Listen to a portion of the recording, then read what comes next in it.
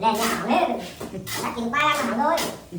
Nhưng nó sửa đi kiểu đi trên cái ván ấy, là phòng khách đi như trên ván đã nổ khoảng hơn mét đan.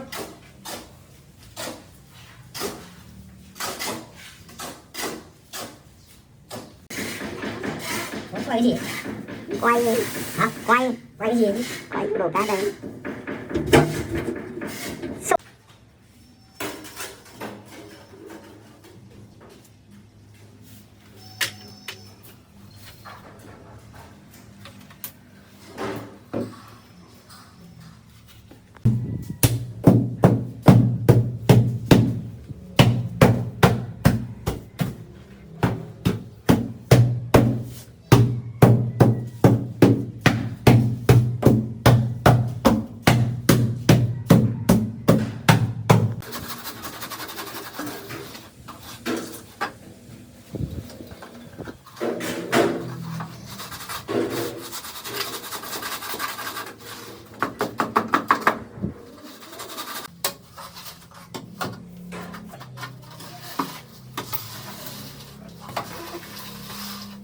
Này nó có thể sắp kế thì phải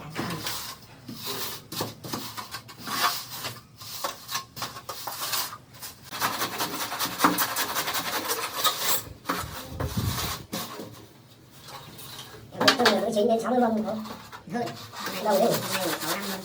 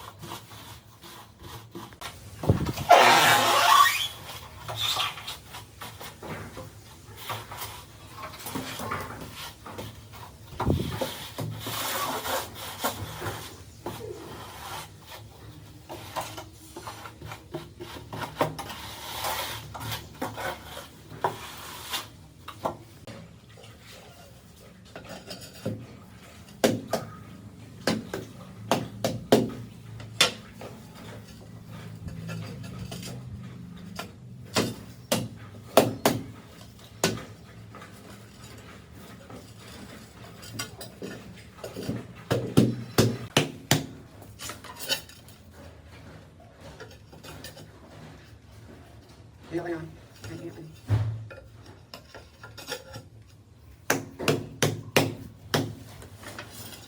Kéo được vài hàng thế.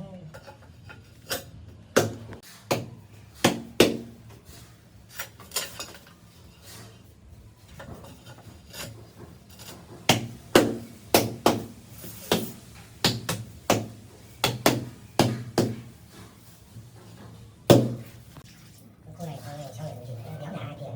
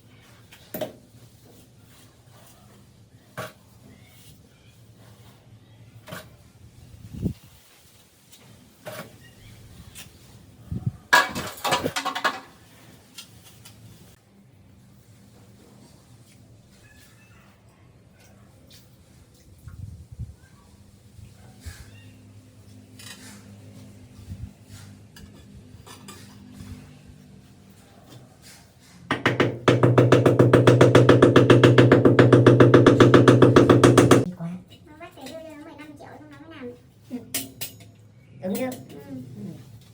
Thế không có 15 triệu không làm. Nó đấy đang ở bên.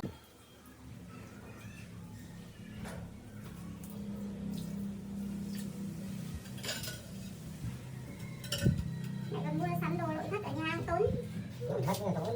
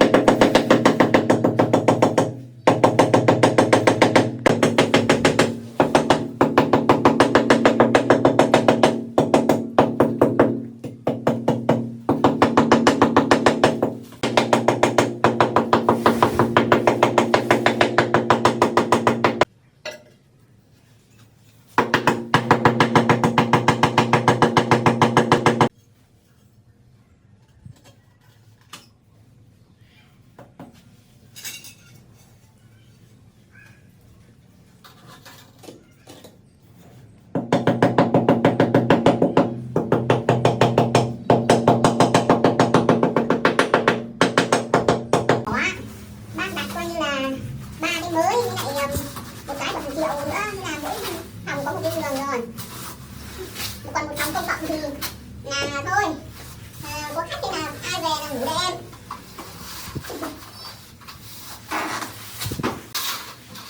Chứ còn bây giờ thì cỡ không nghĩ đến con nào cứ làm cái này ăn tiêu. Cái già nó cũng lấy chồng nó này. Bây giờ bà hôm nay lấy chồng đó. Đấy lấy tay con.